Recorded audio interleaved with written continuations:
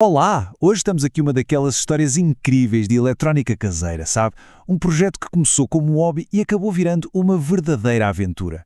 É uma jornada sobre persistência, sobre ficar muito, mas muito frustrado e, no fim, sobre uma descoberta que ninguém esperava. E a pergunta que deu início a tudo foi esta. A ideia no papel parecia até simples, construir um transmissor de TV de alta qualidade ali mesmo, em casa. Só que, como a gente vai ver, o caminho entre a ideia e a imagem perfeita, nossa, estava cheio de obstáculos.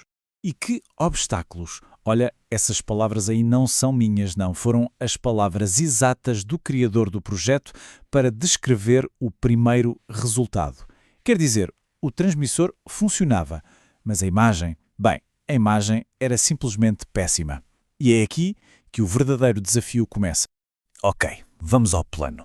O objetivo era pegar num aparelho que já existia e dar um upgrade nele.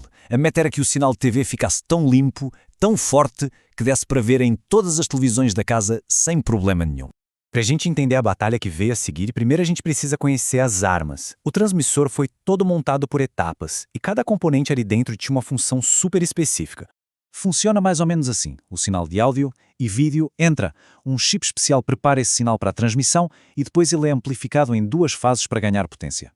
Primeiro, passa por uns amplificadores que limpam o sinal e depois um transistor dá aquele empurrão final. Só aí é que ele sai como um sinal de rádio. Cada um desses passos era uma peça fundamental no quebra-cabeça. E é agora que a gente conhece o grande vilão dessa história. Depois de todo esse trabalho, apareceu um inimigo teimoso, irritante, bem ali na tela. O ruído. O criador deu um nome para ele, chuvisco. Sabe aquela neve na imagem?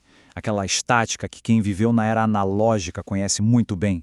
Pois é, ao dar um nome o problema ganhou um rosto, e essa era uma batalha que ele precisava vencer. Ele começou tentando as soluções mais óbvias, não é? A imagem tremia, colocou uma blindagem de metal. Ajudou um pouco, mas não resolveu. O chuvisco continuava lá, então ele foi verificar todos os pontos de aterramento. Nada. Chegou a improvisar uma bobina para filtrar a interferência, mas o ruído simplesmente não ia embora. E essa frase do criador resume perfeitamente o nível de frustração. O tal casamento de impedância, que é, de forma bem simples, garantir que a energia flua direitinho entre os componentes, estava-se mostrando uma tarefa quase impossível.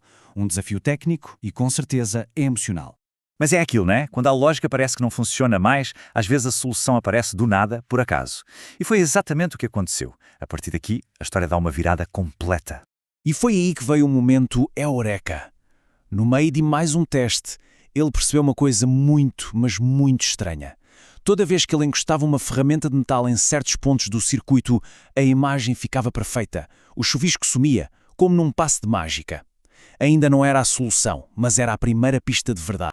Para a gente entender a solução, precisa entender um conceito rapidinho, aterramento de RF. Pensa assim, é como se fosse um ralo para o lixo elétrico que atrapalha o sinal.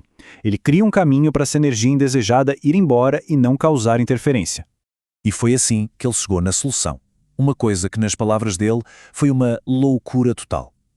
Seguindo a pista da ferramenta, ele tentou algo que vai contra todas as regras da eletrónica. Ele aterrou um ponto do lado positivo do sinal. Em teoria, isso é algo que nunca se deve fazer. Mas na prática, funcionou. E funcionou perfeitamente. E com essa solução completamente maluca, mas genial, a guerra contra o chuvisco finalmente chegou ao fim. O resultado foi a recompensa por tanta teimosia, tanta persistência e, claro, por pensar fora da caixa. E o mais incrível é que a solução se provou robusta. Ele testou o transmissor numa TV antiga de tubo, numa de LCD, numa Smart TV moderna e até num telemóvel com sintonizador. O resultado? Em todos eles, a imagem estava simplesmente perfeita. Mas talvez o maior elogio, a prova final de que o trabalho valeu a pena, veio de um amigo. Quando ele viu a imagem, ele disse que a qualidade era tão limpa, tão estável, que parecia até um sinal digital. A guerra contra o chuvisco estava oficialmente vencida. Essa história toda deixa a gente pensando, não é? Quantos problemas que a gente considera impossíveis estão só esperando que alguém tenha a coragem de tentar uma solução maluca, de quebrar uma ou duas regras? Fica aí a reflexão. Obrigado por terem acompanhado.